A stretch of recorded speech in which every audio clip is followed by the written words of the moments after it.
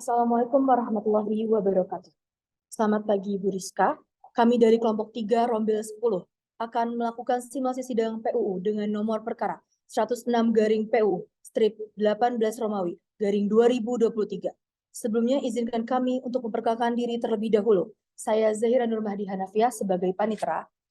Saya Wahanani Laila Arka sebagai hakim anggota. Saya Fuzai Fatimah sebagai hakim anggota. Saya Asfiari Harun Azizi sebagai hakim anggota. Saya Sukmana Dehe Pratiwi sebagai hakim ketua. Saya Raka Anggara sebagai hakim anggota. Saya Desi Rizky Maharunisa sebagai hakim anggota.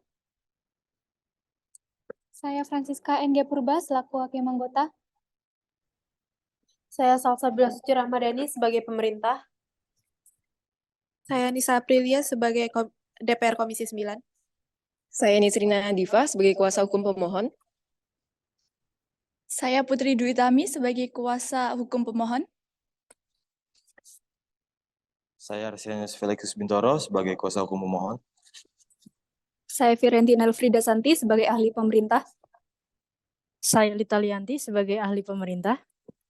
Saya Immanuel Ivata Ferry sebagai ahli pemohon. Saya Muhammad Batar Zakaria sebagai ahli pemohon. Saya Reza Fatius Nurlabib sebagai saksi pemohon. Saya Zainal Faruqi sebagai juru sumpah dan petugas pengadilan.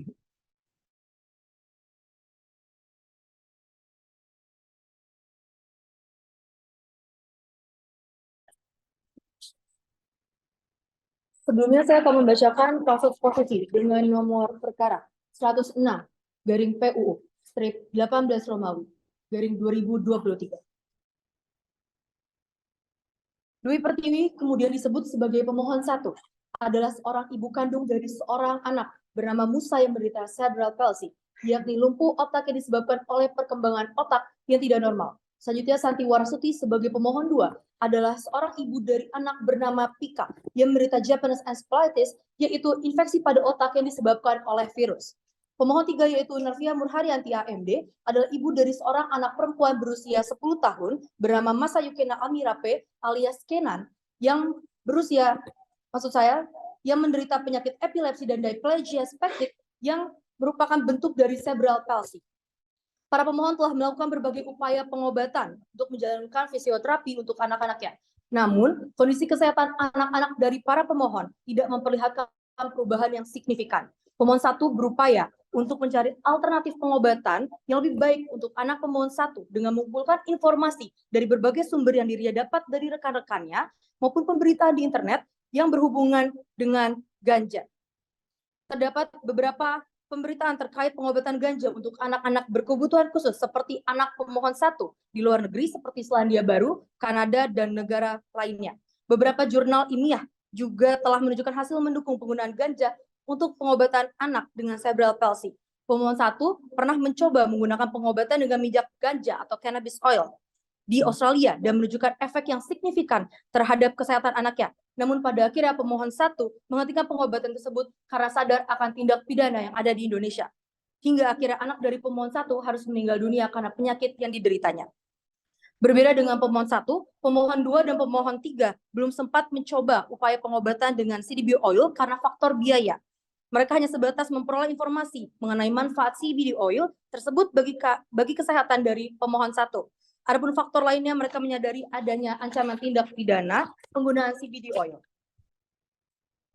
Terlebih lagi pada pasal 6 ayat 1 dan pasal 8 ayat 1 Undang-Undang Narkotika di Indonesia yang melarang penggunaan narkotika dengan golongan 1 sebagai keperluan medis, sehingga mereka ragu untuk mencoba melakukan pengobatan dengan CBD oil tersebut. Oleh karena itu, para pemohon merasa hak konstitusional telah dilanggar. Berdasarkan latar belakang masalah tersebut, para pemohon menganggap perlu melakukan pengujian pasal 6 huruf A Undang-Undang Narkotika yang menjelaskan tentang narkotika golongan 1 hanya dapat digunakan untuk tujuan ilmu pengetahuan, dan pengujian pasal 8 ayat 1 Undang-Undang Narkotika yang menegaskan bahwa narkotika golongan 1 dilarang digunakan untuk kepentingan kesehatan terhadap pasal 28C ayat 1 dan pasal 28H ayat 1 Undang-Undang Dasar 1945 yang intinya setiap orang berhak secara konstitusional untuk memperoleh kesehatan demi kesejahteraan umat manusia.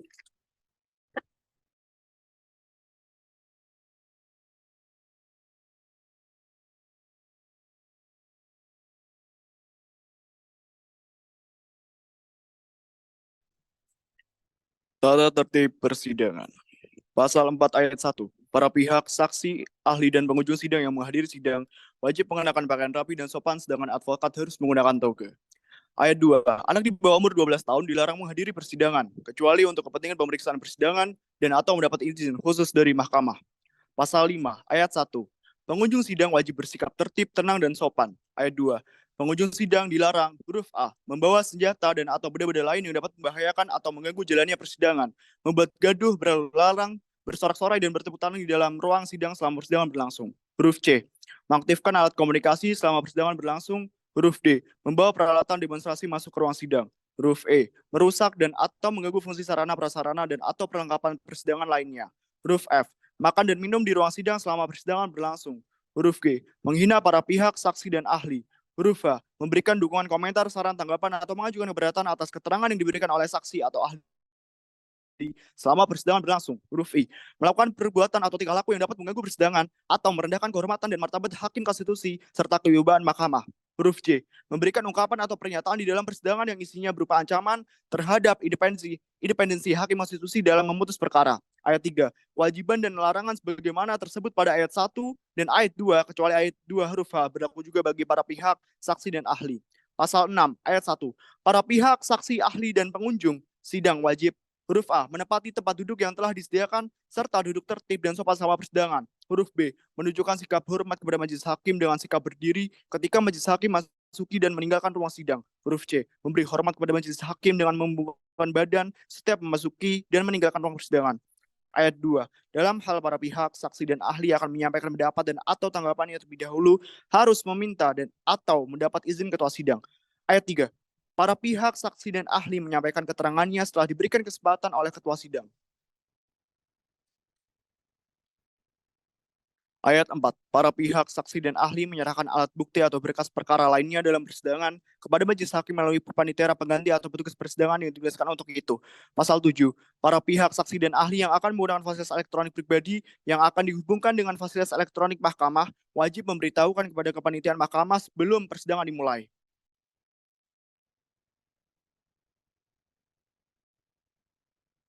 Peserta persidangan dipersilahkan memasuki ruang sidang.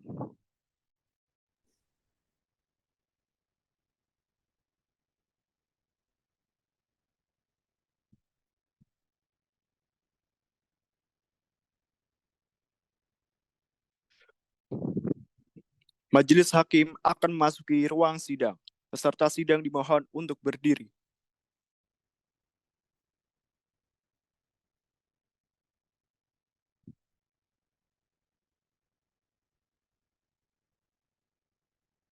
Peserta dipersilakan untuk duduk kembali.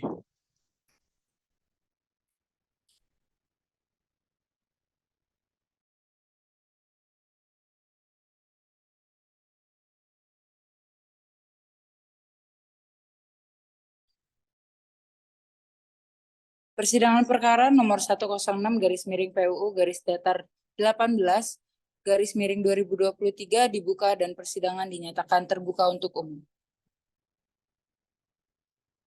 Baik, selamat siang. Assalamualaikum warahmatullahi wabarakatuh. Salam sejahtera untuk kita sekalian. Siapa yang menjadi jubirnya ini, koordinator? Saya yang mulia Putri Dwi Utami, kuasa hukum dari para pemohon. Baik, Putri Dwi Utami, silakan untuk memperkenalkan timnya yang hadir, siapa saja. Baik, terima kasih yang mulia. Para kuasa hukum yang hadir ada 3, yaitu ada saya Putri Dwi Utami, dan di sebelah kanan saya ada Nisrina Nadifah, dan di sebelah kiri saya ada Arsenus Felix yang mulia. Dari semua yang didaftarkan, apakah ada yang tidak hadir? Para pemohon apakah hadir? Para pemohon tidak hadir yang mulia. Baik, dipersilakan kepada para kuasa hukum pemohon untuk memberikan surat kuasa khusus saudara, berita acara sumpah, dan kartu advokat saudara.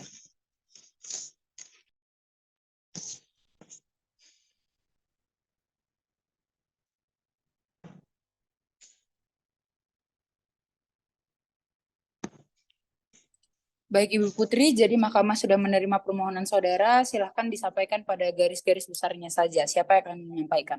Saya dan rekan-rekan kuasa hukum yang akan menyampaikan yang mulia. Baik, tapi perhatikan waktunya, silahkan. Baik, terima kasih Yang Mulia Hakim Mahkamah Konstitusi dalam sidang pemeriksaan pendahuluan ini. Saya langsung saja, kami kuasa hukum mewakili 3 pemohon warga negara Indonesia, yaitu Ibu Dwi Pertiwi, Ibu Santi Warastuti, dan Ibu Nafia Murhayanti. Secara berturut-turut disebut sebagai pemohon 1, 2, dan 3. Keseluruhannya disebut para pemohon dengan ini memohonkan pengajuan permohonan pengujian penjelasan pasal 6 ayat 1 huruf A dan pasal 8 ayat 1 Undang-Undang Nomor 35 Tahun 2009 tentang narkotika terhadap pasal 28C ayat 1 dan pasal 28H ayat 1 Undang-Undang Dasar Negara Republik Indonesia tahun 1945. Yang Mulia, kewenangan mengadili Mahkamah Konstitusi saya rasa sudah dibacakan karena kami menilai bahwa Mahkamah memiliki kewenangan untuk memeriksa undang-undang yang merupakan objek dari pengujian kami hari ini.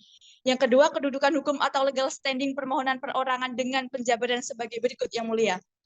Legal standing pemohon 1 yaitu Ibu Dwi Pertiwi mengajukan permohonan hukum terkait penggunaan minyak ganja untuk anaknya Musa yang menderita cerebral palsy.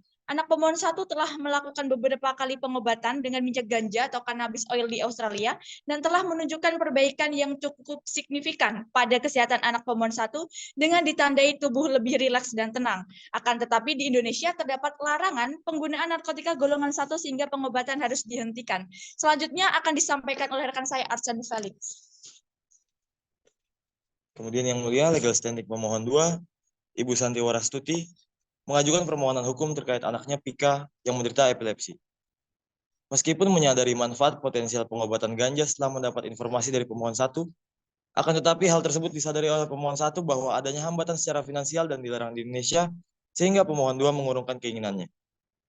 Selanjutnya, legal standing pemohon 2, pemohon 3, Nafia Murhayanti adalah ibu dari Mas Ayu Kinan Almira yang menderita epilepsi dan diplegia spastik. Anak pemohon 3 selama ini mengonsumsi obat rutin setiap hari dan juga menjalani fisioterapi setiap hari. Meskipun tertarik dengan potensi terapi ganja setelah melihat perkembangan positif pada anak pemohon 1 di Australia, larangan hukum di Indonesia menghambat pemohon 3 untuk mencoba pengobatan tersebut. Keberadaan pasal 6 ayat 1 huruf A dan pasal 8 ayat 1 Undang-Undang Narkotika yang melarang penggunaan narkotika golongan 1 untuk pelayanan kesehatan telah secara aktual menimbulkan kerugian konstitusional kepada pemohon 1, 2, dan 3. Yang Mulia, saya akan melanjutkan ke pasal-pasal dalam Undang-Undang Narkotika yang diajukan materi, argumen kami, serta petitum yang akan dilanjutkan oleh rekan saya, Saudara Nisrina. Silakan Saudara Nisrina. Ya, terima kasih rekan Felix. Saya akan lanjutkan. Yang Mulia Majelis Hakim, dalam permohonan pengujian Undang-Undang Uji Materi Undang-Undang Narkotika kali ini, pasal dalam Undang-Undang Narkotika yang diajukan uji materi adalah yang pertama, penjelasan pasal 6 ayat 1 huruf A, kemudian yang kedua, pasal 8 ayat 1. Yang keduanya kami anggap telah dibacakan. Selanjutnya, dasar konstitusional yang terlanggar atas berlakunya kedua pasal tersebut adalah pasal 28C ayat 1 dan pasal 28H ayat 1 yang isinya juga kami anggap dibacakan. Selanjutnya, dalil alasan permohonan adalah hilangnya hak para pemohon untuk mendapatkan pelayanan kesehatan. Yang Mulia, skema jaminan pelayanan kesehatan dalam berbagai undang-undang Indonesia telah diakui dan kemudian diadopsi oleh hukum positif kita. Yang pertama, melalui ratifikasi Covenant International on Economic, Social, and Cultural Rights ke dalam Undang-Undang Republik Indonesia Nomor 11 Tahun 2005. Selanjutnya, yang kedua yang mulia, Undang-Undang Republik Indonesia Nomor 36 Tahun 2009 tentang kesehatan telah memberikan jaminan memperoleh pelayanan kesehatan agar dapat mewujudkan pelayanan kesehatan yang telah dijamin dalam pasal 4 Undang-Undang Kesehatan. Dan yang terakhir, dalam Undang-Undang Republik Indonesia Nomor 35 Tahun 2009 tentang narkotika, yang terdapat ketentuan narkotika untuk pelayanan kesehatan.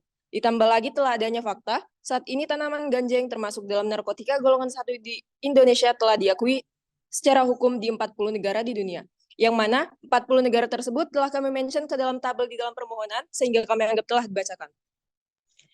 Yang Mulia, izinkan saya untuk melanjutkan.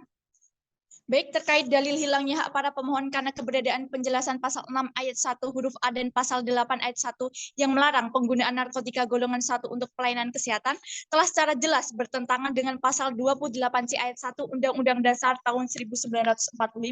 Selanjutnya, berdasarkan uraian dan penjelasan kami dari awal sampai terakhir, kami tiba pada petitum kami. Yang terhormat Majelis Hakim, kami meminta kepada Mahkamah untuk pertama, menerima dan mengabulkan seluruh permohonan pengujian undang-undang yang diajukan diajukan oleh para pemohon untuk seluruhnya. Kedua, menyatakan penjelasan pasal 6 ayat 1 huruf A dan pasal 8 ayat 1 Undang-Undang Republik Indonesia nomor 35 tahun 2009 tentang narkotika bertentangan dengan pasal 28C ayat 1 dan pasal 28H ayat 1 Undang-Undang Dasar Negara Republik Indonesia tahun 1945.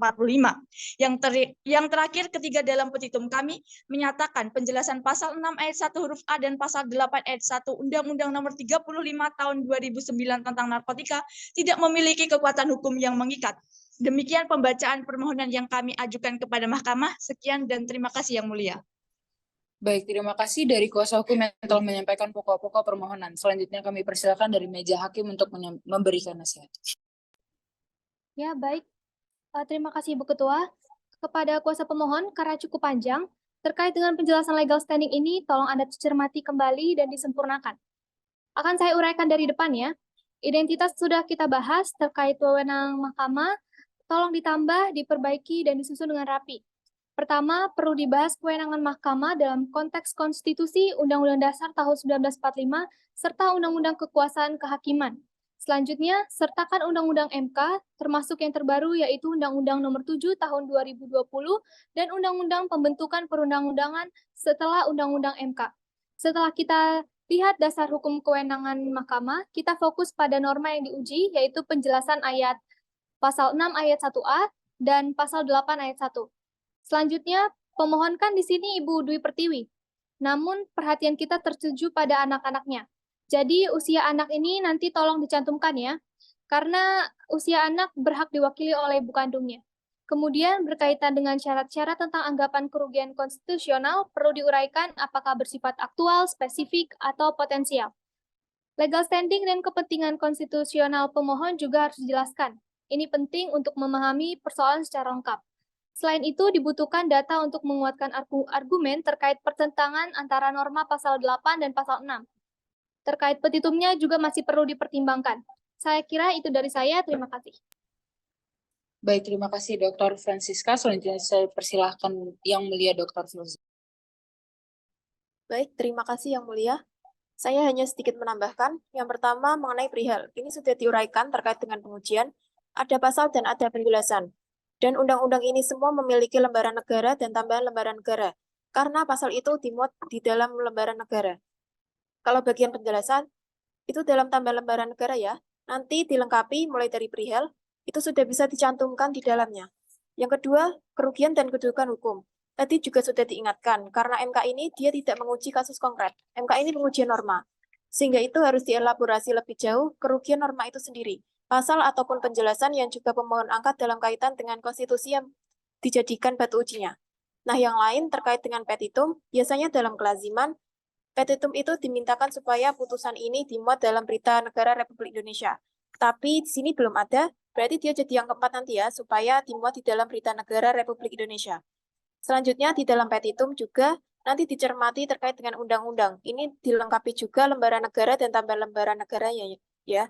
Jadi kalau tadi dalam perihal sudah dicantumkan, nanti di dalam petitum hanya dipertegas kembali. Saya kira itu catatan dari saya kembalikan pada Yang Mulia Ibu Ketua. Terima kasih. Baik, terima kasih Yang Mulia. Itu ya kuasa pemohon supaya dicermati dan dipertimbangkan untuk ditindaklanjuti meskipun saran nasihat ini tidak mengikat. Tapi Anda bisa pertimbangkan tentang manfaat daripada forum nasihat pada siang hari ini.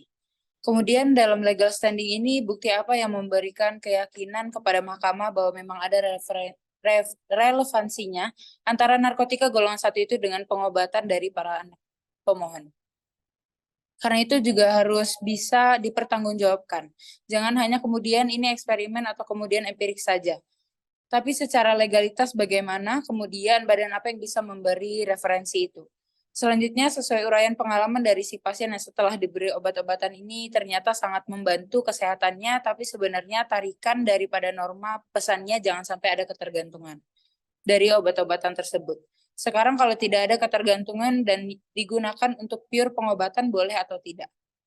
Itu juga bukan pemohon dan juga bukan kami sebagai hakim yang memberi identifikasi itu dan pasti ada lembaga yang berwenang. Nah, tolong itu diyakinkan mahkamah melalui bukti atau uraian-uraian penjelasan yang bisa meyakinkan kami bahwa ini bukan pendapat subjektivitas dari para pemohon prinsipal yang telah mencoba. Jadi tolong nanti dielaborasi kembali supaya Anda bisa membawa persoalan ini kepada substansi, karena kalau para kuasa hukum yang dipandang tahu tentang hukum acara tidak mempresentasikan uraian-uraiannya di dalam menjelaskan kedudukan hukum, nanti mahkamah berpendapat bahwa para pemohon tidak mempunyai kedudukan hukum. Untuk substansi saya kira sudah terurai dengan casual verbannya, antara hubungan sebab akibatnya juga sudah, tapi kalau memang nanti perlu menambahkan apa yang disampaikan para yang mulia tadi silahkan. Tapi jangan kemudian malah menambah-nambah yang tidak perlu, yang kemudian berdampak pada adanya redundansi daripada permohonan. Saya yakin kalau secara sistematika redaksionalnya menurut saya kuasa-kuasa hukum sudah biasa beracara di MK. Itu saja, apakah ada pertanyaan atau ada yang ingin disampaikan dari Ibu Putri dan rekan-rekan sekalian? Ada yang mulia, sebelumnya terima kasih yang mulia atas masukannya. Kami jelas akan mempertimbangkan masukan-masukan yang telah dikatakan oleh yang mulia Yang mulia Hakim Dr. Francisca dan Dr. Firza. Terima kasih yang mulia. Baik, terima kasih. Dari Mahkamah Agung meminta untuk dicatat perbaikan. Mahkamah tunggu paling lambat hari Selasa 20 Februari tahun 2023 pukul 13 waktu Indonesia Barat. Jelas ya? Jelas yang mulia, terima kasih banyak yang mulia. Baik, sidang selesai dan dinyatakan ditutup.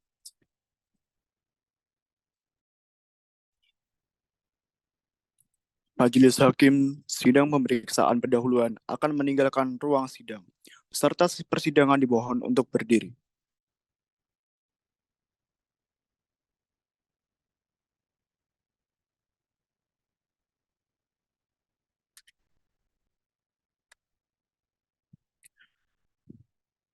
Majelis Hakim sidang perbaikan permohonan dipersilakan untuk memasuki ruang sidang. Peserta sidang dimohon untuk berdiri.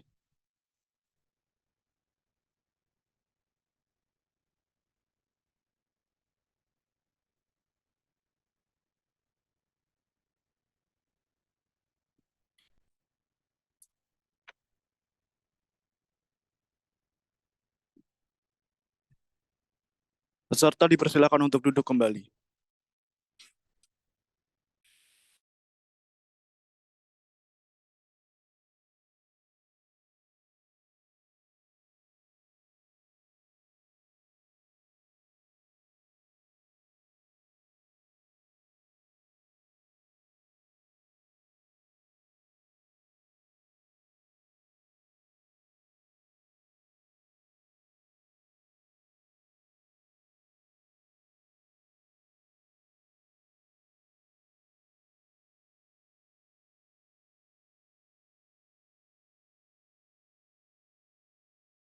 Para pemohon atau kuasa hukumnya, persidangan kita mulai ya.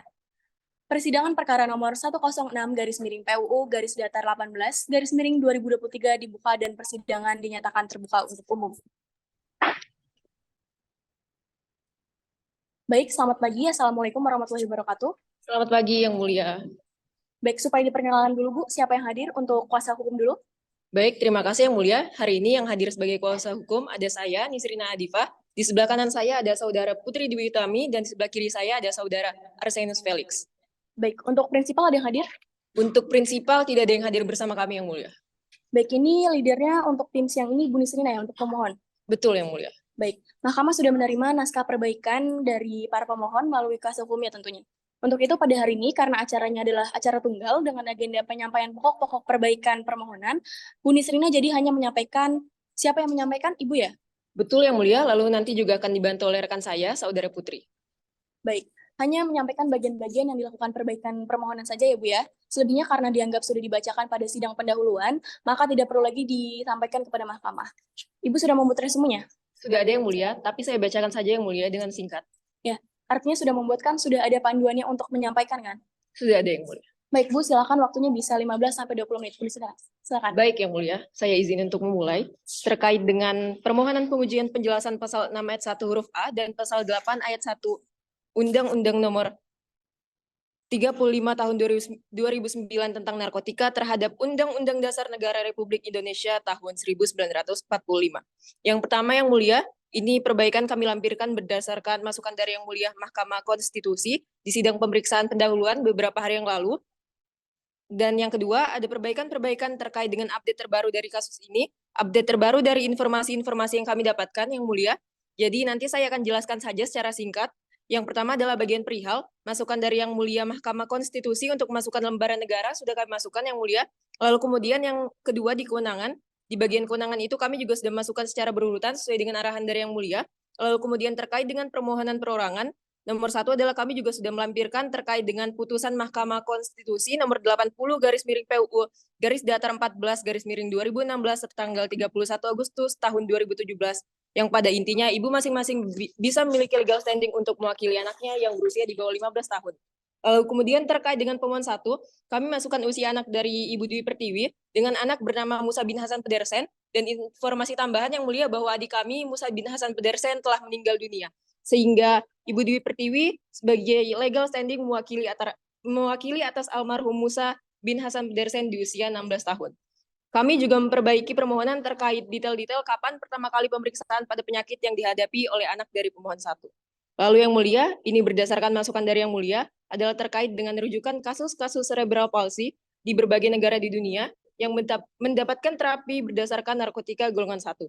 Di sini kami lampirkan beberapa kasus dan pengobatan-pengobatan yang sudah ada untuk pengobatan cerebral palsy menggunakan narkotika golongan 1 jenis ganja. Kami juga masukkan juga terkait dengan detail waktu penggunaan narkotika golongan 1 pada saat di Australia untuk pengobatan oleh almarhum Musa, tetapi kita tidak bisa memiliki bukti lebih lanjut untuk dibawa ke Indonesia karena adanya larangan di Indonesia. Kami juga masukkan terkait dengan kenapa Ibu Dwi Pertiwi pemohon 1 menghentikan pengobatan tersebut setelah pulang ke Indonesia.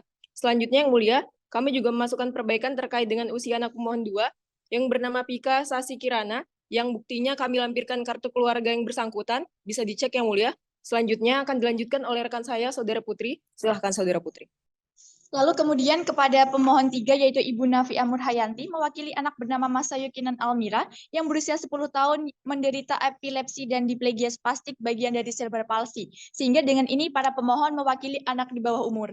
Poin berikutnya adalah alasan permohonan sudah kami rangkum sedemikian rupa Yang Mulia, yaitu menambahkan terkait dengan pengantar tujuan permohonan bahwa pelarangan penggunaan narkotika golongan 1 untuk pelayanan kesehatan ini juga telah mengakibatkan tidak dapat dilakukannya penelitian terkait narkotika dalam golongan 1 untuk tujuan pelayanan kesehatan. Jadi tujuan kami Yang Mulia, dalam perbaikan ini kami sudah lampirkan lagi agar nantinya negara dapat melakukan pemanfaatan, penelitian, dan pengaturan terhadap narkotika golongan 1 untuk pelayanan kesehatan sebagaimana juga telah dilakukan dan diakui di berbagai negara di dunia. Bahwa tujuan utama dari permohonan ini adalah untuk mendorong jaminan atas pelayanan kesehatan yang dapat dimanfaatkan secara maksimal oleh seluruh masyarakat Indonesia, khususnya yang berdasarkan pada temuan-temuan dari hasil pengembangan ilmu pengetahuan dan teknologi. Selanjutnya masih terkait dengan perbaikan permohonan, ini ada update Yang Mulia, di mana pada Desember 2020 lalu WHO berdasarkan Konvensi Tunggal Narkotika 1961 merekomendasikan 8 hal terkait narkotika golongan 1. Jadi berdasarkan hal ini narkotika golongan 1 masih tetap bisa digunakan untuk pelayanan kesehatan. Dan pada 2 Desember 2020 ini ada update di Commission on Narcotic Drugs. Jadi di situ telah dilakukan voting terkait narkotika golongan 1, yaitu ganja dikeluarkan dari golongan yang paling berbahaya dan dinyatakan masih bisa digunakan untuk pengobatan. Lalu kami juga menambahkan berdasarkan arahan Yang Mulia, yaitu memerintahkan pemuatan putusan ini dalam Berita Negara Republik Indonesia sebagaimana mestinya. Yang Mulia, demikian informasi dan perbaikan yang bisa kami sampaikan dan lampirkan. Terima kasih banyak.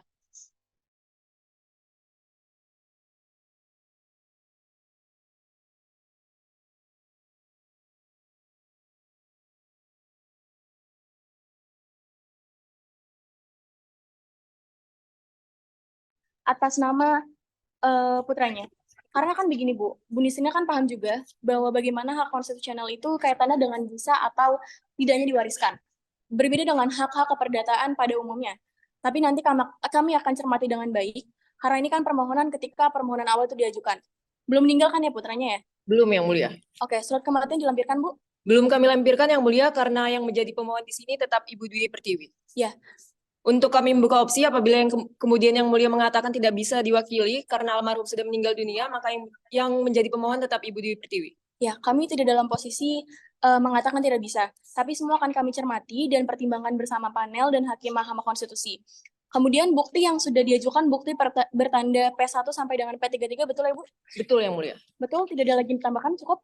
Kami cukup Yang Mulia. Kalau bukti nanti masih bisa fleksibel kalau memang perkara ini kemudian berkembang untuk dibawa ke pembuktian pleno lebih lanjut. Tentunya pembuktian dengan mengajukan alat bukti saksi dan ahli masih dapat dimungkinkan. Tapi semua sangat tergantung dengan apa yang akan saya sampaikan nanti. Kami sahkan dulu ya Bu, buktinya P1 sampai P33. Baik, sebelum kami tutup dari kuasa hukum, ada yang mau ditambahkan? Cukup? Kami cukup Yang Mulia. Cukup ya, baik. Jadi dari kami, hakim panel, Pak dan Ibu-Ibu semua, baik dari lawyer maupun kuasa hukum, kami selanjutnya akan menyampaikan naskah perbaikan ini ke perapat permusyawaratan hakim yang komposisinya terdiri dari 7 hakim. Untuk selanjutnya akan dilakukan pembahasan bagaimana relevansi perkara ini. Apakah perlu kemudian dicermati, ditingkatkan dalam sidang pembuktian, ataukah cukup sampai di sini dan kemudian dapat diambil sikap oleh mahkamah dengan mengambil keputusan. Untuk itu tunggu saja nanti kabar selanjutnya dari mahkamah melalui kepanitraan. Paham ya, Bu ya? Paham Yang Mulia, terima Paham? kasih. Baik, sidang kami tutup.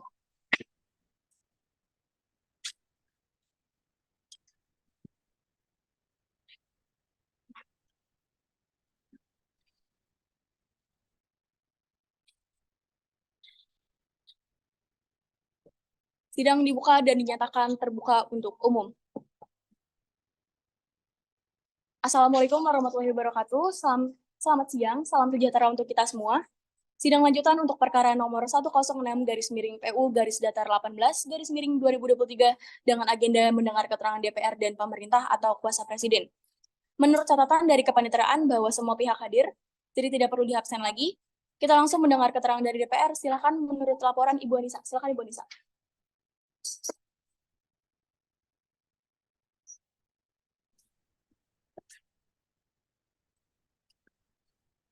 Assalamualaikum warahmatullahi wabarakatuh. Salam sejahtera untuk kita semua.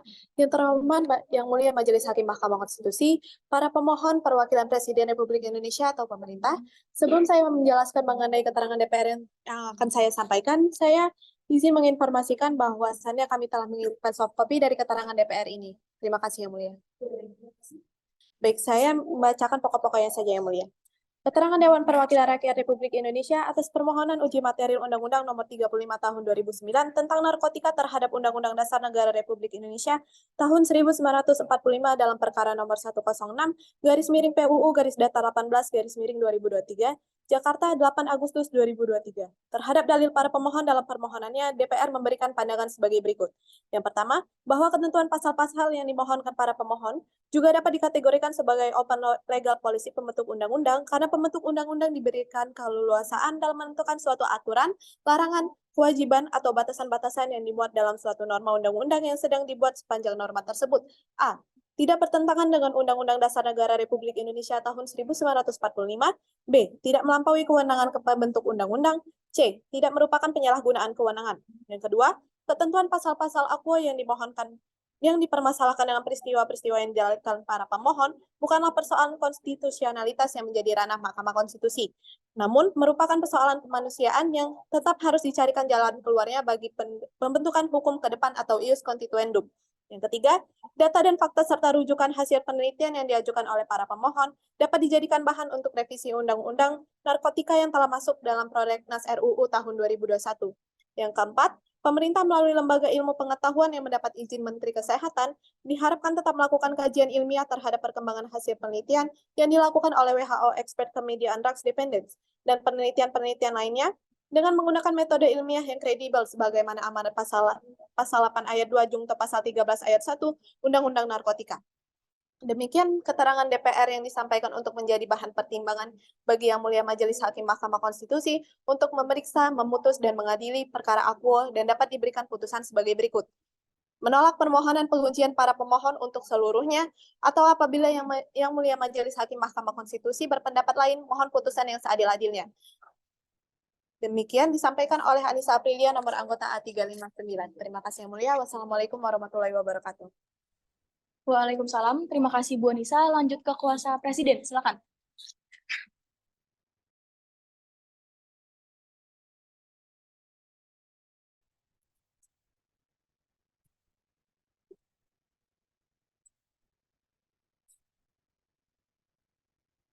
Baik, Assalamualaikum warahmatullahi wabarakatuh. Selamat siang, salam sejahtera untuk kita semua.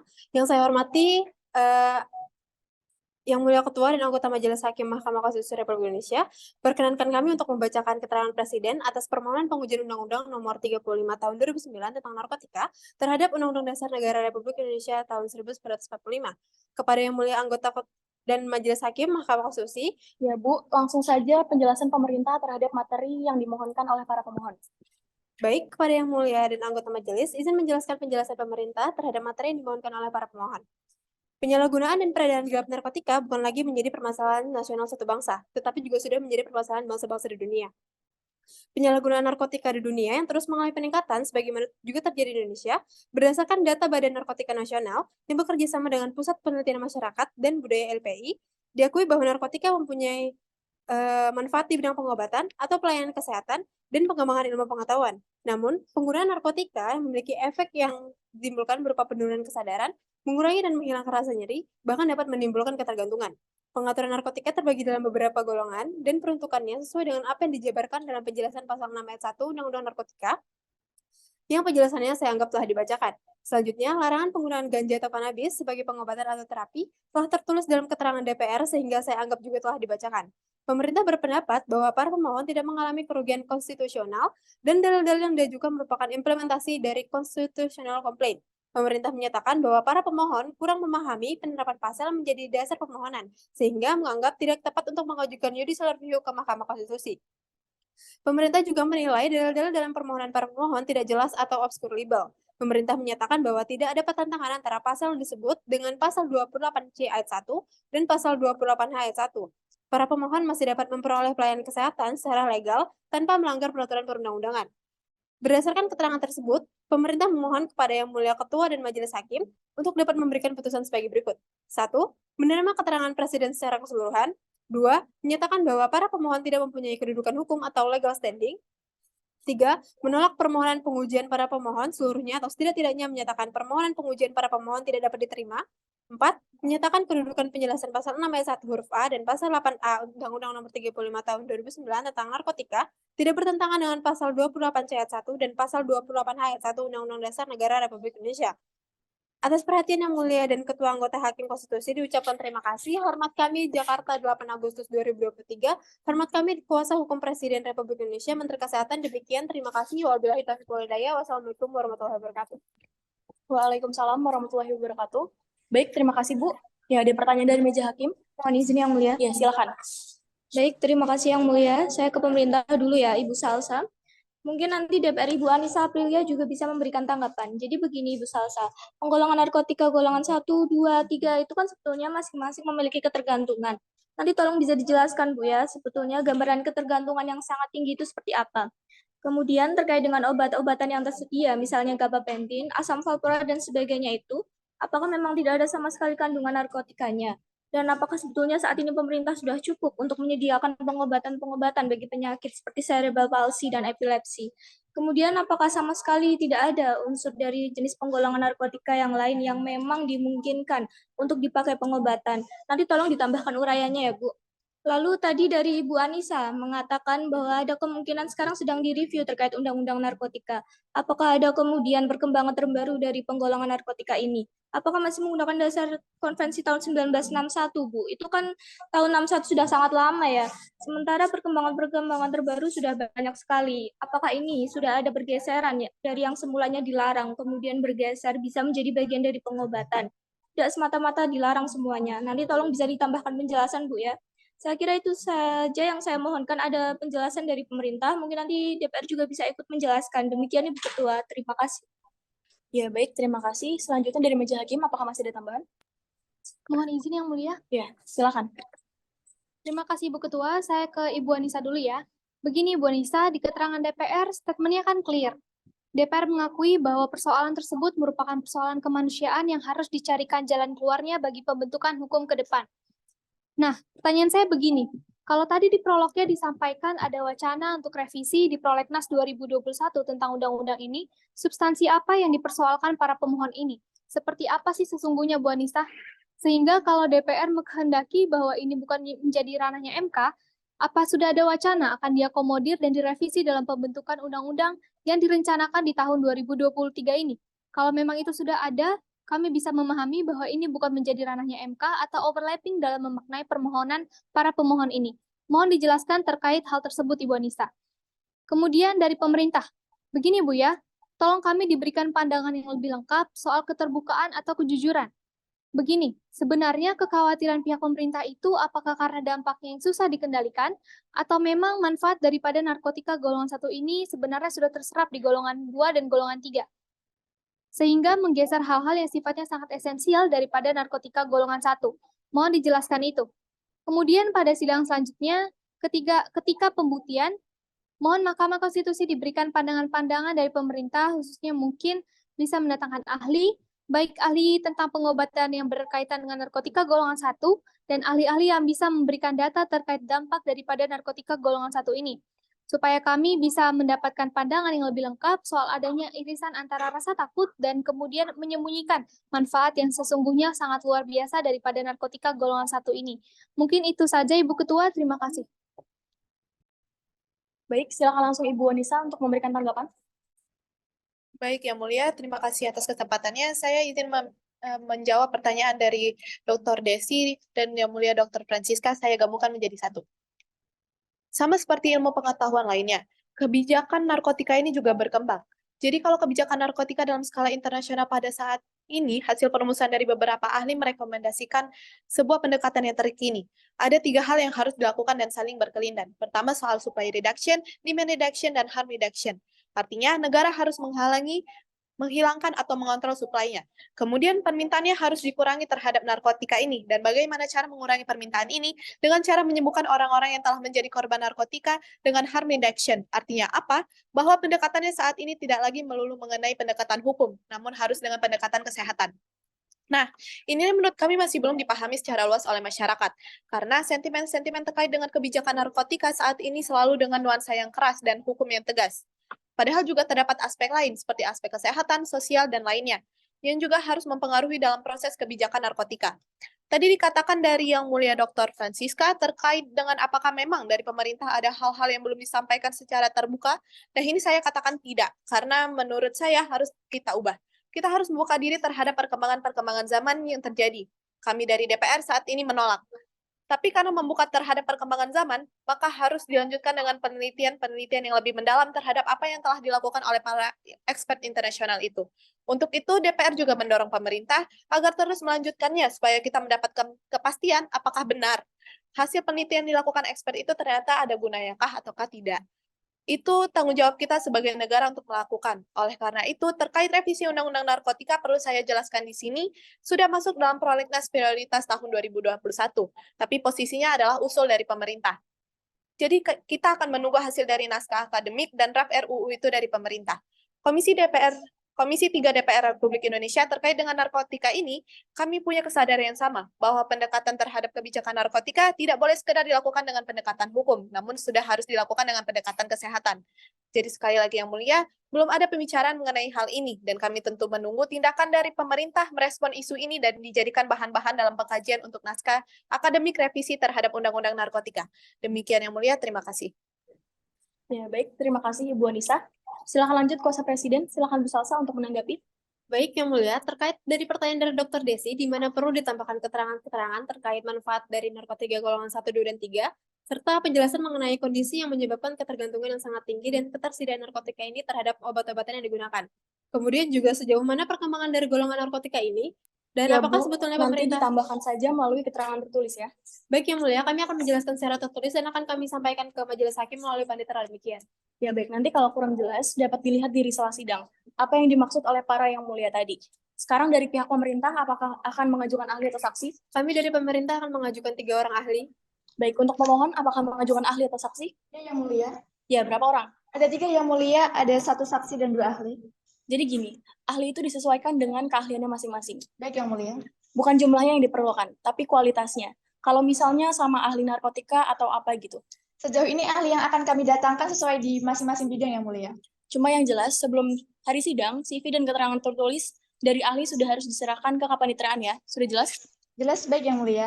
Ya baik, untuk itu sidang ditunda pada hari Selasa 15 Agustus 2023 pukul 10.30 waktu Indonesia bagian Barat dengan agenda mendengar keterangan 2 orang ahli dan 1 saksi pemohon beserta mendengar keterangan ahli pemerintah.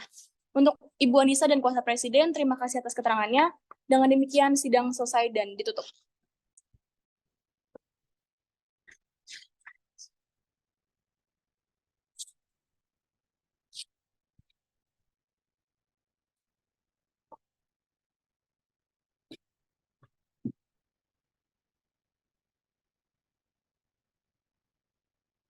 Bismillahirrahmanirrahim. Sidang dibuka dan dinyatakan terbuka untuk umum. Assalamualaikum warahmatullahi wabarakatuh. Selamat pagi, salam sejahtera untuk kita semua. Hari ini adalah sidang lanjutan untuk perkara nomor 106/PUU-Datar 18/2023 dengan agenda mendengar keterangan ahli dari pemohon, saksi pemohon, dan ahli dari pemerintah. Untuk ahli Dr. Muhammad Batar Zakaria, SHLLM, dan Profesor Dr. Immanuela Ifat Aveori, MSc, dipersilakan untuk menempatkan tempatnya.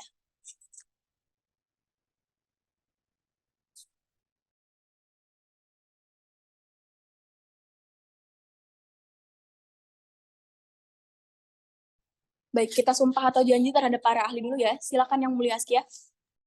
Baik, terima kasih Yang Mulia. Saudara Batar Muslim kan ya? Betul Yang Mulia. Baik, disumpah terlebih dahulu, dipersilakan untuk berdiri. Kita mulai, ikuti lafal sumpah yang saya turunkan. Bismillahirrahmanirrahim. Bismillahirrahmanirrahim. Demi Allah saya bersumpah sebagai ahli, Demi Allah saya bersumpah sebagai ahli, akan memberikan keterangan yang sebenarnya, akan memberi keterangan yang sebenarnya, sesuai dengan keahlian saya. sesuai dengan keahlian saya. Terima kasih, saudara ahli bisa duduk kembali. Saya kembalikan kepada Yang Mulia Ketua. Baik, terima kasih Yang Mulia. Sekarang ahli Immanuela Ifat Aveori dari Unsia Banda Aceh. Silakan Yang Mulia Raka. Baik Yang Mulia. Ini Alkitab di sebelah kiri ya, silakan. Silahkan berdiri. Baik. Ikuti tangan saya, Bu Yvette. Setelah itu ikuti lafal yang saya tunjukkan. Saya berjanji sebagai ahli Saya berjanji sebagai ahli akan memberikan keterangan yang sebenarnya akan berikan keterangan sebenarnya sesuai dengan keahlian saya. sesuai dengan keahlian saya. Semoga Tuhan menolong saya. Semoga Tuhan menolong saya. Baik, terima kasih. Silakan duduk. Ya, terima kasih Yang Mulia. Sekarang kita mendengar keterangan ahli yang pertama, yaitu Ibu Ifat Aveori. Tolong disampaikan waktunya sekitar 10-15 menit. Silakan, Bu. Ya. Yang sudah sampaikan sebelumnya, pertama kali menyampaikan keterangan dalam sebuah karya. Oh, begitu. Baik. Pak Batar ya, baik. Waktu sekitar 10 menit, silakan.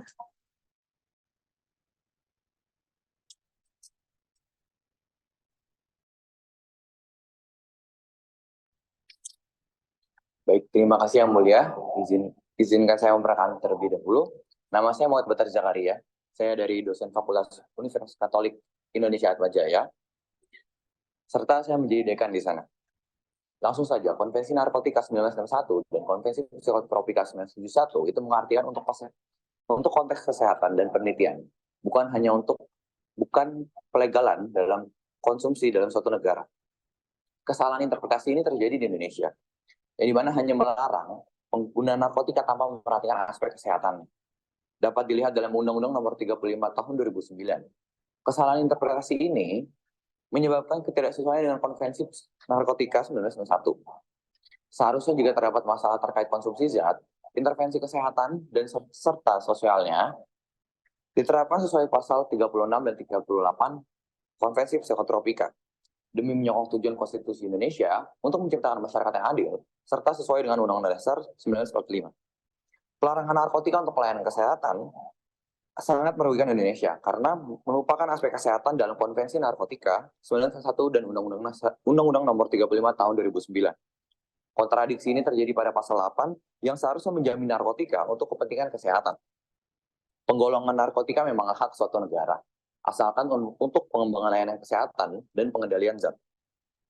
Izin Yang Mulia, sebelum saya tutup, izinkan saya bernarasi sedikit. Kesalahan tafsir ini sangat merugikan Indonesia. Melihat dan meninjau kembali Undang-Undang Nomor 35 Tahun 2009 terkait pelarangan narkotika harus disegerakan tanpa ada penundaan. Terima kasih Yang Mulia. Ya, baik. Terima kasih. Pemohon, siapa lagi yang mau didengar selanjutnya? Selanjutnya, Baik, silakan Bu Ifat Aveori.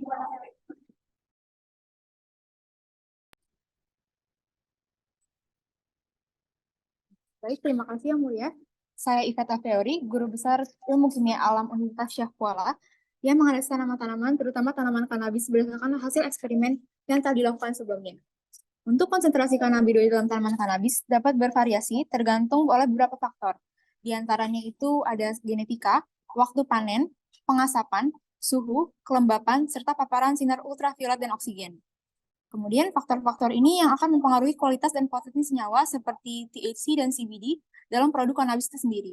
Selain itu diketahui bahwa kanabis telah menjadi fokus penelitian dalam berbagai penyakit, ya termasuk epilepsi, kanker otak, mulut, tenggorokan, payudara, paru-paru, prostat, dan usus. Meskipun banyak obat berbasis kanabis yang telah dikembangkan, namun diketahui bahwa penggunaannya masih terbatas. Hal ini disebabkan karena regulasi yang mengikat.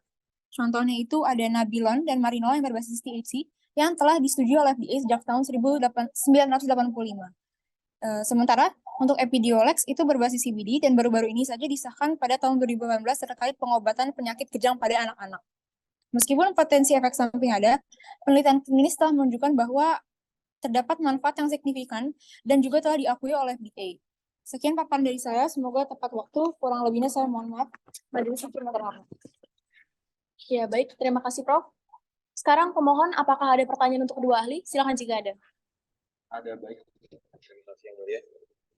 Pertanyaan pertama akan saya sampaikan kepada saudara ahli Batar. Ini penekanan ya.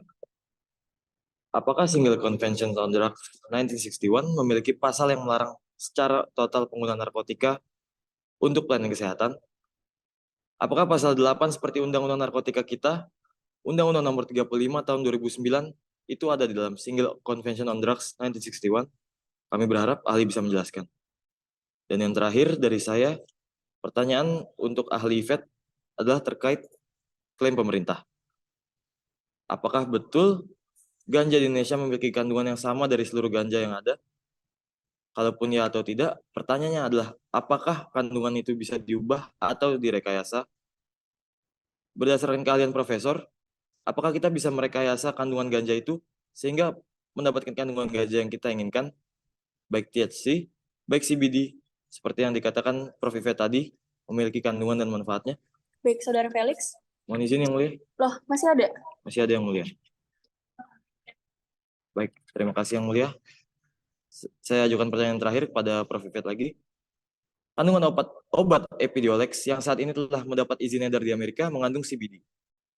Obat ini dibutuhkan oleh banyak anak dengan kejang atau cerebral palsy di Indonesia. Kalau diizinkan oleh pemerintah, apakah kemudian saudara ahli dapat melakukan ekstraksi berdasarkan tanaman ganja yang ada di Indonesia untuk mendapatkan kandungan yang sama dengan Epidiolex sehingga harganya bisa terjangkau untuk masyarakat Indonesia? Demikian, terima kasih yang mulia. Baik, terima kasih. Sekarang kuasa presiden, silakan kalau ada pertanyaan. Baik, dari kuasa presiden tidak ada. Sekarang dari meja hakim, silakan yang mulia. Terima kasih Bu Ketua, terima kasih untuk keterangan para ahli. Saya ingin mendapatkan penjelasan lebih jauh dari beberapa ahli. Pertama dari Pak Batar. Bisakah Pak Batar memberikan perspektif kami di mahkamah ini bagaimana mencarikan titik temunya antara rezim yang melarang dengan rezim yang membolehkan atau membenarkan, sehingga kemudian kita bisa mengendalikan kemungkinan penyimpangan. Misalnya ini mungkin karena kondisi tertentu kita bolehkan. Yang kedua ini sekaligus untuk contoh negara yang memformulasikan jalan keluar itu, kemudian diformulasikan ke dalam norma hukum. Apakah itu undang-undang atau peraturan pemerintah dan segala macam? Terima kasih, itu saja pertanyaan dari saya untuk Pak Batar.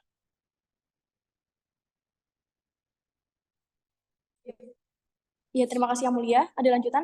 Nah, kemudian dari hasil penelitiannya dilakukan Prof. Yvette, dari jumlah yang banyak, kalau tadi Pak Batar mengatakan bahwasanya kita ini sebetulnya dari sisi layanan kesehatan masih rendah, kemudian upaya menyediakan obat dari unsur kanabis itu juga sangat rendah. Begitu.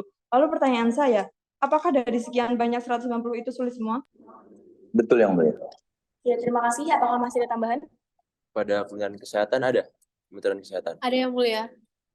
Untuk Kementerian Kesehatan, Bu Salsabila begini, tadi dijelaskan. Izin yang mulia, dari Kementerian Kesehatan ingin mempertanyakan karena Sebentar kalau ya tadi Bu Salsa, dijelaskan oleh saya mau tanya begini. Tadi dijelaskan oleh ahli, disebutkan terdapat beberapa obat seperti Nabilon, Marinol, Sativex, dan jenis obat-obatan lainnya. Yang saya mau tanyakan di sini, apakah obat-obatan tersebut sudah beredar atau memang belum beredar dan belum ada di Indonesia ya? Bu? belum ada, Pak. Nah, yang saya mau tanya, Pak, pertanyaan untuk saya, klasifikasi mungkin kami akan catat. sebentar, sabar dulu ya Bu Salsa. Yang saya mau tanyakan lagi adalah apakah ada jenis obat-obatan yang telah disebutkan oleh ahli tadi yang dapat digunakan sebagai obat pengganti seperti yang sudah disebutkan sebelumnya. Di mana untuk mengobati penyakit cerebral palsy itu apakah ada obat pengganti yang bisa digunakan? Itu saja pertanyaan saya. Terima kasih. Ya, baik. Terima kasih. Dari hakim ada lagi? Silakan. Saya terima kasih yang mulia Ketua. Sekarang kepada Bapak Batar. Saya rasa penjelasannya sangat menarik. Kenapa? Karena itu memberikan gambaran manfaat kanabis bagi pengobatan. Yang jadi masalah di sini bahwa dalam tataran ide yang semua ahli sampaikan kepada kita itu, ketika diformulasikan oleh pembentuk undang-undang di dalam undang-undang atau peraturan pemerintah, dan sebagainya itu terdapat reduksi-reduksi dari ide itu.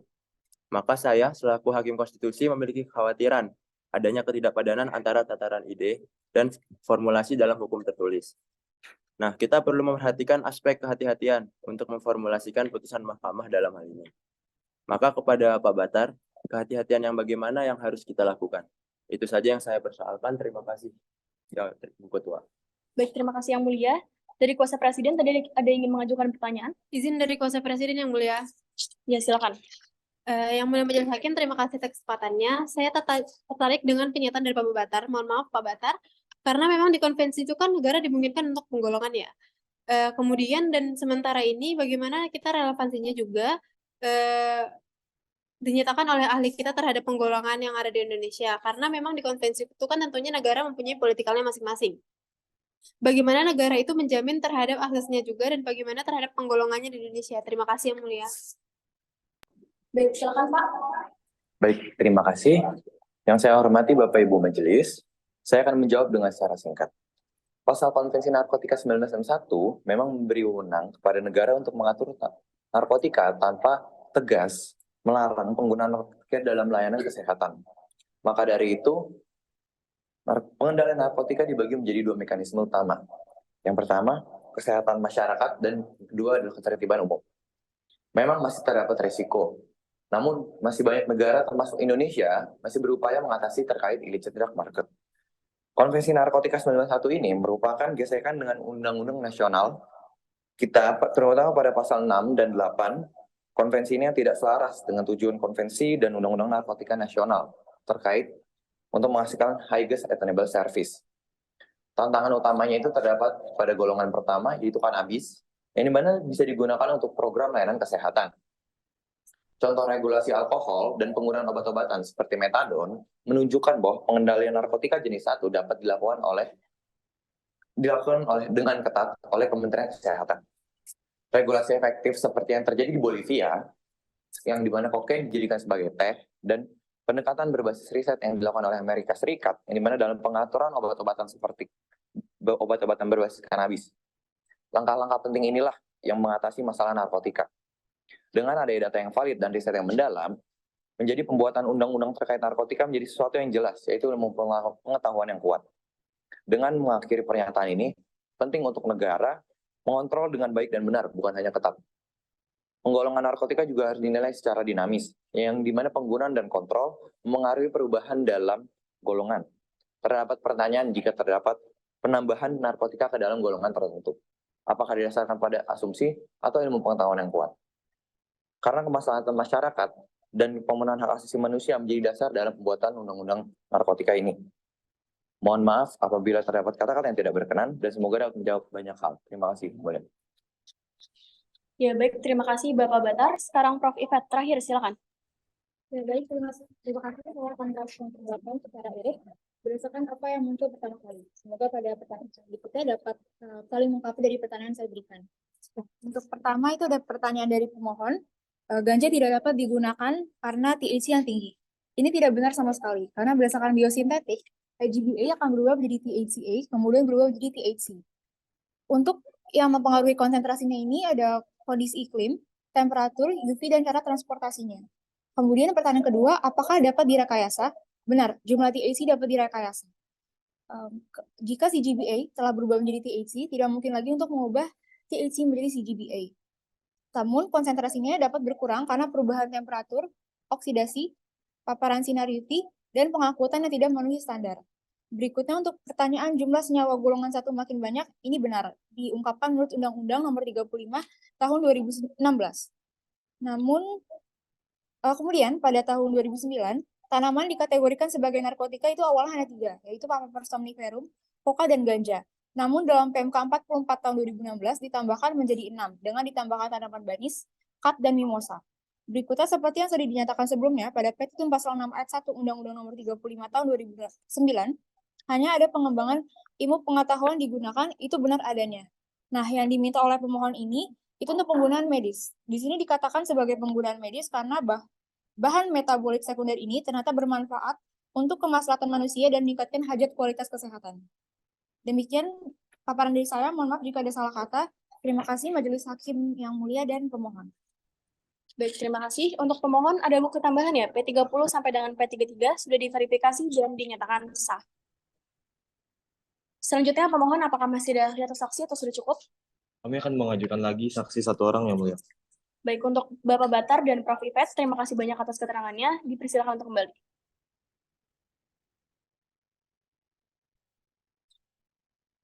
Oke, silakan langsung mendengar keterangan saksi dari pemohon 1 orang. Tetapi sebelumnya diambil sumpah atau janji terlebih dahulu. Saksinya atas nama Reza Fatih Husnul Labib, dipersilakan untuk menempati tempatnya.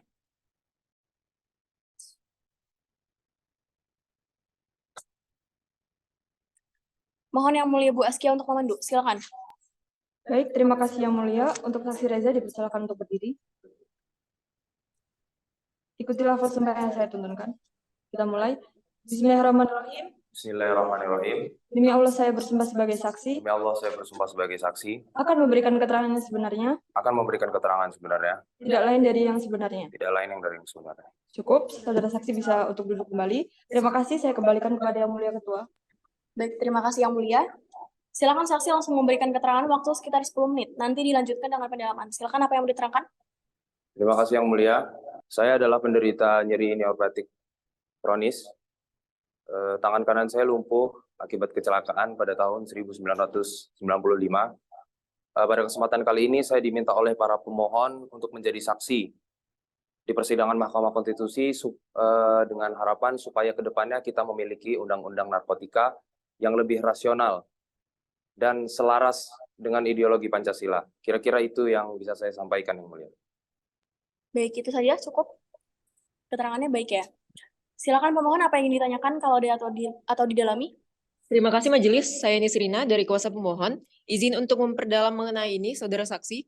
Apa alasan saudara saksi menggunakan ganja? Apakah karena saudara saksi sudah mengetahui bahwa terdapat praktik pengobatan untuk ganja medis di luar negeri? Pada awalnya, pada tahun 1996, saya menggunakan ganja bukan untuk pereda nyeri. Banyak komunitas-komunitas di kampus Yogyakarta yang menggunakan ganja. Efek yang saya rasakan ketika saya menggunakan ganja adalah saya merasa rileks.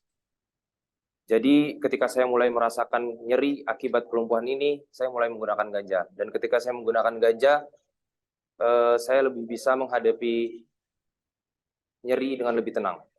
Oke, saya lanjutkan Majelis, mohon izin. Saudara saksi, sebagaimana yang kita ketahui, bahwasanya terdapat banyak alternatif obat pereda nyeri yang legal di apotik. Menurut saudara saksi, adakah perbedaan yang dirasakan ketika mengobati nyeri yang dialami menggunakan obat-obatan apotik dengan menggunakan ganja? Silakan saksi. Obat pereda nyeri baru saya konsumsi jauh setelah itu. Sebelumnya saya berkenalan terlebih dahulu dengan ganja.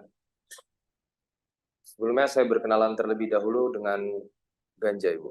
Kemudian masalahnya ketika saya menggunakan ganja adalah saya mendapatkan dampak dan efek negatif lain di kondisi fisik saya. Saya adalah penderita MA. Jadi obat pereda nyeri ini tidak ramah untuk lambung saya. Dampak, efek negatif serta tidak memuaskan adalah perbedaan yang signifikan. Kemudian sedangkan ketika saya menggunakan ganja, semua hal ini tidak ada. Baik, terima kasih. Saudara saksi, izin mendalami satu hal lagi. Saudara saksi menggunakan metode bagaimana untuk mengobati nyeri? Apakah dibakar konvensional seperti rokok? Ataukah diolah dulu menjadi produk apa? Terus dikonsumsi bagaimana? Silahkan saksi. Terima kasih Yang Mulia. Baik, saudara saksi Reza, terima kasih atas keterangannya. Saya hanya ingin menambahkan sedikit. Apakah saudara tahu bahwa pengobatan menggunakan ganja itu telah dilakukan di luar negeri atau tidak? Pada awalnya dengan cara konvensional, dengan cara dirokok. Kemudian saya kemarin mencoba untuk mengekstraksi dengan metode yang saya lihat di YouTube dengan cara Rick Simpson Oil, yang disebut dengan Rick Simpson Oil, RSO dengan alkohol. Sebenarnya saya hanya ingin tahu mengenai dosis yang benar jika digunakan dengan oil itu. Tapi secara umum saya gunakan ganja itu dengan cara dirokok.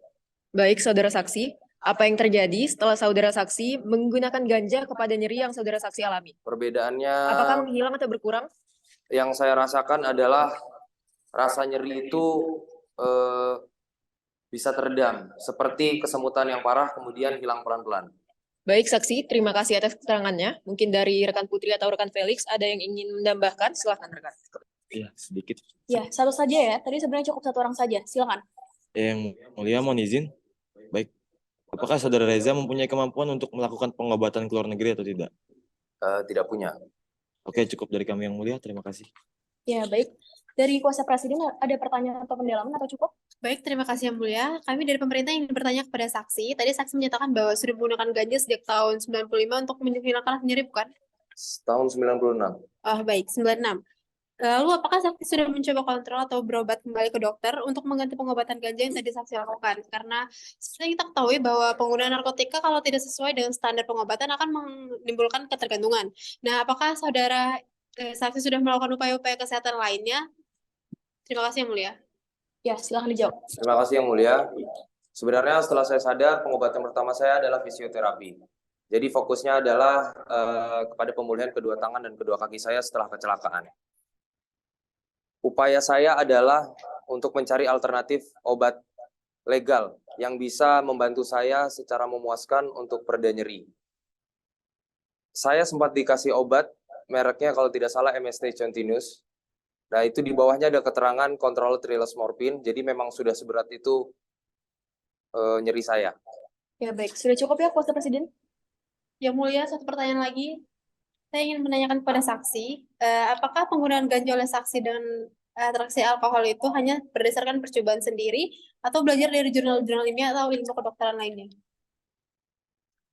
Baik, silakan dijawab. Terima kasih yang mulia.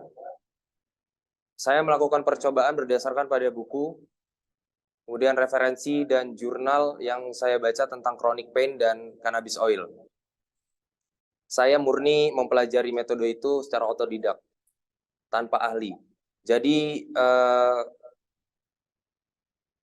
tanpa ahli. Jadi ketika saya melakukan itu, saya sadar bahwa tidak ada ahli yang mau mendukung saya, membantu saya.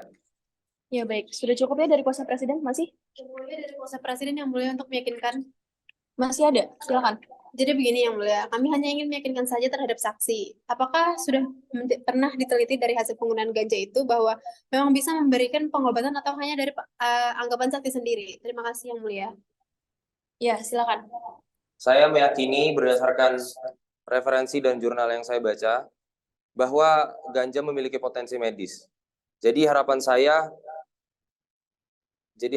ke depannya adalah melalui persidangan ini ganja dapat diteliti, karena memang belum pernah ada penelitian tentang itu, Bu. Jadi alangkah eloknya rasa bernegara kita, sebuah undang-undang harus dibentuk berdasarkan penelitian ilmiah. Sudah. Ya, cukup ya. Sekarang dari meja hakim tidak ada. Sekarang kuasa presiden, apakah akan mengajukan ahli atau saksi? Siap yang mulia, kami dari pemerintah akan mengajukan 2 orang ahli. Ahli 2? Iya, 2. Baik, kalau begitu terima kasih banyak Bapak Reza untuk keterangannya. Dipersilakan untuk kembali.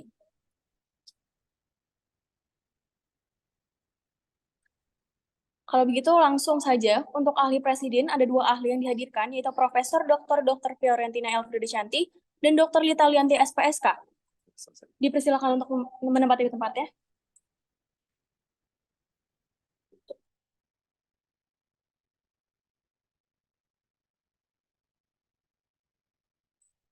Sebelum diambil keterangannya atau didengar keterangannya, disumpah terlebih dahulu ya, Bu. Prof. Fio dan Dr. Lita, mohon Yang Mulia Bu Askia untuk memandu. Baik, terima kasih Yang Mulia Bu Ketua. Untuk Prof. Fio dan Dr. Lita, dipersilahkan untuk berdiri. Baik, kita mulai. Ikuti lafal sumpah yang saya tuntunkan. Bismillahirrahmanirrahim. Bismillahirrahmanirrahim. Demi Allah saya bersumpah sebagai ahli. Demi Allah saya bersumpah sebagai ahli. Akan memberikan keterangan yang sebenarnya. Sesuai dengan keahlian saya. Baik, terima kasih. Silahkan duduk kembali. Saya kembalikan kepada Yang Mulia Ketua. Terima kasih Yang Mulia. Kita langsung mendengar keterangan ahli Prof. Fio. Waktu sekitar 10 menit. Dipersilakan.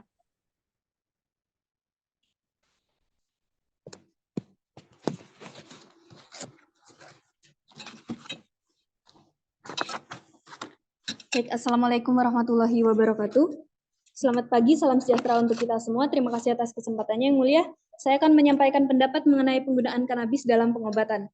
Yang Mulia Majelis Hakim, sebagai pembuka bahasan ini, perkenankanlah saya untuk menyampaikan 6 prinsip ilmiah mengenai penerimaan penggunaan obat untuk indikasi tertentu. Yang pertama, penggunaan obat harus didasarkan pada bukti ilmiah bahwa manfaatnya lebih tinggi atau setidaknya seimbang dengan resikonya. Yang kedua, pembenaran penggunaan obat oleh negara harus dibuktikan berdasarkan bukti ilmiah bahwa obat tersebut aman, efektif, dan berkualitas baik. Kemudian yang ketiga, penggunaan obat harus didukung oleh data penelitian yang memenuhi kaidah ilmiah. Yang keempat, persetujuan penggunaan obat dapat bervariasi antar negara tergantung pada budaya negara tersebut. Kemudian yang kelima, jika terjadi konflik kepentingan antara masyarakat dan individu, maka kepentingan masyarakat diletakkan lebih tinggi. Kemudian yang terakhir, Yang Mulia, kelayakan suatu obat untuk pengobatan harus dibuktikan terlebih dahulu melalui penelitian sebelum diizinkan penggunaannya. Selanjutnya, dalam hal penggunaan kanabis untuk tujuan pengobatan, para pakar pemohon hanya menyoroti manfaatnya saja. Namun ada ketidakpastian mengenai standarisasi produk, variasi zat aktif dalam tanaman kanabis, dan data studi yang belum lengkap, termasuk data uji klinik yang berkualitas rendah. Dalam kondisi ini, penggunaan kanabis untuk tujuan pengobatan di Indonesia belum bisa disetujui untuk saat ini. Kemudian, 2 hal yang perlu dicatat, Yang Mulia. Yang pertama, testimoni tidak cukup untuk membuktikan efektivitas obat, dan penelitian ilmiah yang ketat harus dilakukan untuk menentukan efektivitasnya. Oleh karena itu, yang kedua, penting untuk membuka pintu penelitian terkait obat narkotika golongan 1. Prof, mohon waktunya. Selain itu, Mohon waktunya ya, Prof. Prof, kami juga membaca ini keterangan tertulisnya. Langsung saja pada poin-poin kesimpulannya saja. Silakan. Baik, mohon maaf Bu Hakim. Memang kebetulan saya sudah hampir sampai dengan akhir pada paparan saya. Demikian keterangan ahli yang bisa saya sampaikan. Terima kasih. Assalamualaikum warahmatullahi wabarakatuh. Waalaikumsalam. Ya, terima kasih, Prof. Lanjut ke Bu Dr. Lita. Silakan. Waktu kurang lebih 10 menit.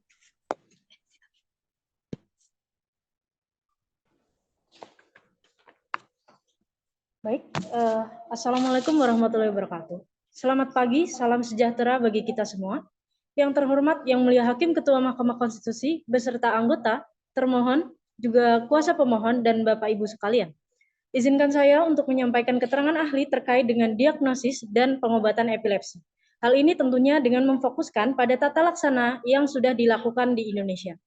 Yang Mulia, secara konseptual, definisi epilepsi itu merupakan kelainan otak yang ditandai dengan kecenderungan terus-menerus berupa munculnya bangkitan yang merupakan gejala yang bersifat aktivitas neuronal otak yang muncul secara berlebihan atau dalam bentuk sindrom epilepsi. Di sini tipe epilepsi secara umum kita bagi menjadi 2, yakni secara gampang kita bagi menjadi general dan vokal, di mana general itu artinya bahwa kejang itu terjadi karena ada bangkitan yang menimpa pada kedua sisi otak secara bersama-sama, sering dan juga disertai dengan gangguan kesadaran. Kemudian yang tipe vokal ini berarti bahwa kejang itu menimpa hanya pada sebagian sisi otak kita saja. Kemudian ada tipe epilepsi lain, yakni yang merupakan tipe campuran daripada tipe general dan vokal. Dari tipe general dan vokal ini, kita nantinya bisa melihat, selain melalui gambaran kejang yang ada pada diri pasien, kita juga bisa melihat melalui gambaran pada EEG yang ada. Kemudian kita ketahui di sini bahwasanya di Indonesia ini pengobatan pengobatan epilepsi itu sudah mencakup berbagai macam metode, termasuk juga dengan menggunakan obat-obatan, diet ketogenik maupun melalui pembedahan. Kemudian saya ketahui fasilitas kesehatan yang ada di Indonesia juga sudah menyediakan layanan untuk pengobatan epilepsi ini, termasuk juga dengan tenaga medis yang tersedia dan akses pembayaran yang beragam, termasuk juga di sini dapat dilakukan via BPJS begitu. Kemudian di sini perlu diketahui juga bahwasanya obat-obatan epilepsi yang tersedia di fasilitas kesehatan itu hanya diutamakan untuk mengendalikan kejangnya.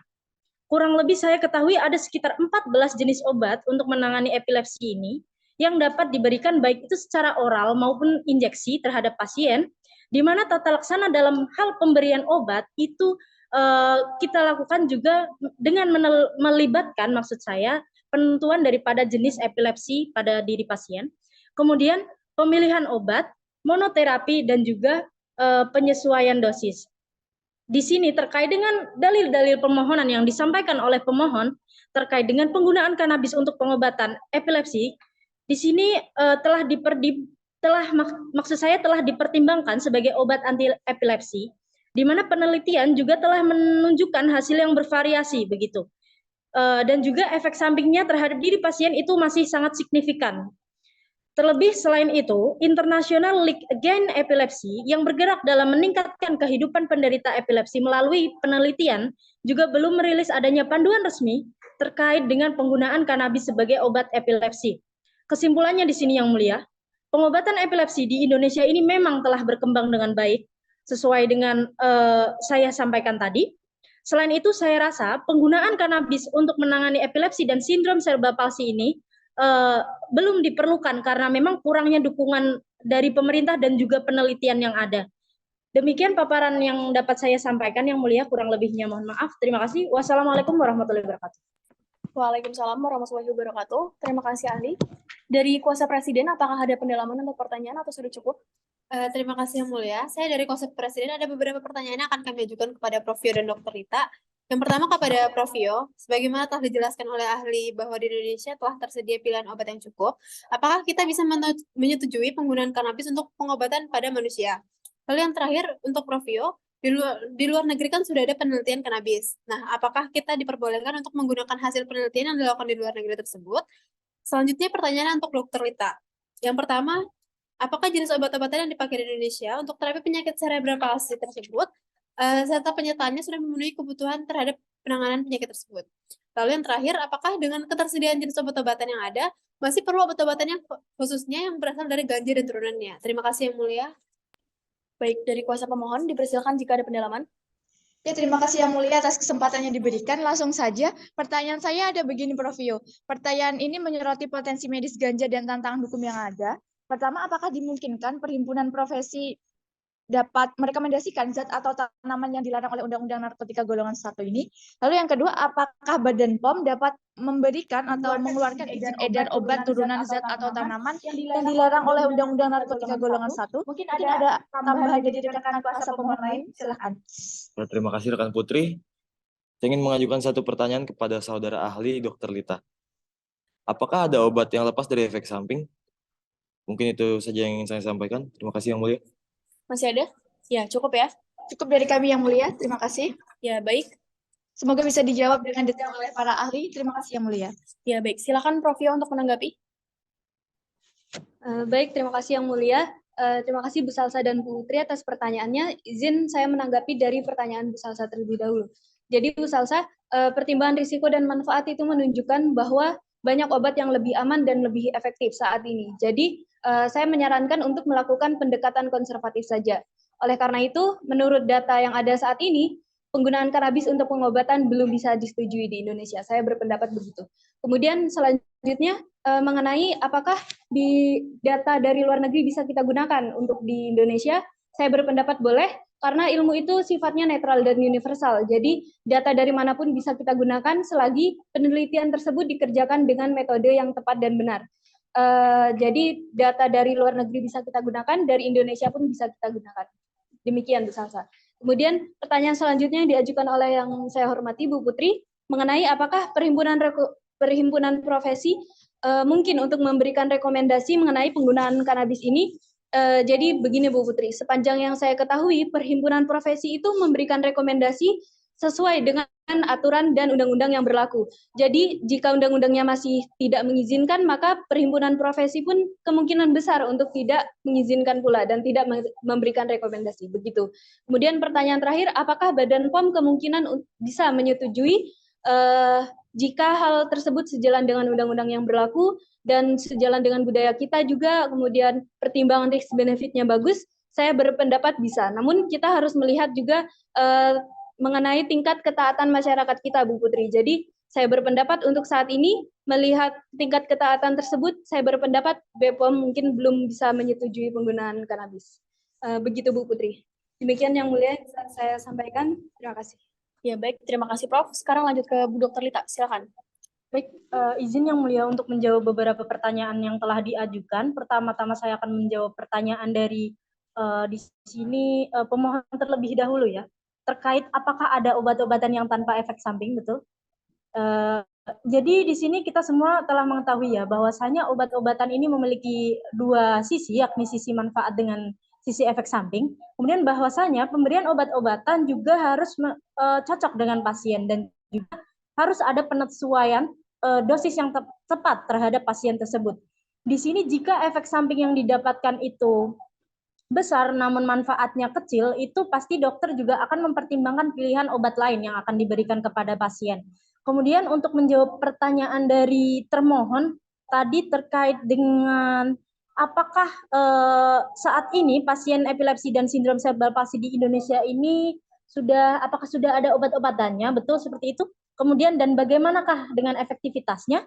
Saya izin menjawab yang mulia di sini bahwasanya selama saya menjadi dokter spesialis saraf hingga kini saya ini tentunya hanya memakai obat-obatan yang hanya ada di dalam formularium saja dan juga ada di dalam fasilitas kesehatan untuk menangani pasien dengan sindrom cerebral palsy dan epilepsi ini.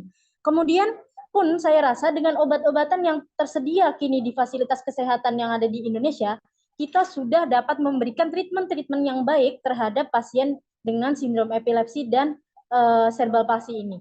Kemudian hal ini dalam hal pemberian obat ini tentu tidak serta-merta pasien dengan gejala epilepsi dan sindrom cerebral palsy ini akan bebas dan sembuh dari kejangnya, itu sama sekali tidak begitu. Karena harapannya dengan treatment-treatment yang telah kami berikan, itu nantinya pasien-pasien ini akan dengan penggunaan obat-obatan yang ada ini akan menurunkan frekuensi dari kejangnya dan efek samping dari kejang yang ada begitu. Kemudian terkait dengan pertanyaan terakhir maksud saya tadi terkait dengan apakah masih perlu obat-obatan lain untuk menangani epilepsi ini. Saya kira dengan obat-obatan yang ada di Indonesia saat ini saya tidak memerlukan penggunaan obat-obatan lain lagi, termasuk juga dalam hal ini kanabis ya, karena fasilitas kesehatan yang ada di Indonesia juga telah istilahnya dapat memberikan treatment yang baik terhadap pasien-pasien epilepsi ini. Demikian yang mulia yang dapat saya sampaikan, kurang lebihnya terima kasih. Baik, terima kasih ahli. Untuk kuasa presiden pada catatan sidang yang lalu akan menghadirkan 3 ahli. Apakah tetap mengajukan 3 ahli? Izin yang mulia. Iya. Untuk keterangan ahli dari pemerintah sudah cukup yang mulia. Bukannya di awal ini mengajukan 3 ahli, itu bagaimana? Izin maaf, untuk keterangan ahli cukup, kami tidak jadi mendatangkan ahli ketiga. Untuk sidang yang mulia, mohon izin yang mulia. dari siapa? Pemohon yang mulia. Nanti dulu, ini lagi bicara. Saudara ini bagaimana? Biarkan saya selesai bicara terlebih dahulu ya, sabar ya. Untuk saya ulangi lagi, dari kuasa presiden sudah cukup, satu lagi tidak jadi? Iya betul yang mulia. Ya baik. Tadi kuasa pemohon mau bicara apa, silakan. Ya, sudah selesai. Nanti bisa saudara tambahkan kalau ada hal yang masih kurang atau tidak sependapat dengan keterangan ahli nanti di kesimpulan ya. Baik, untuk Prof. Vio dan Bu Dr. Lita, terima kasih banyak atas keterangannya. Dipersilakan untuk kembali. Baik, tadi sudah disampaikan oleh kuasa presiden tidak akan mengajukan ahli atau saksi lagi. Berarti ini sidang yang terakhir untuk pembuktian. Kemudian para pihak dipersilakan untuk mengajukan kesimpulan paling lambat hari Senin tanggal 21 Agustus 2023 pukul 11 waktu Indonesia bagian Barat. Artinya 6 hari dari hari ini. Untuk sidang yang akan datang di hari Selasa tanggal 22 Agustus 2023 pukul 10 waktu Indonesia bagian Barat dengan agenda pengucapan putusan. Dengan demikian sidang selesai dan ditutup.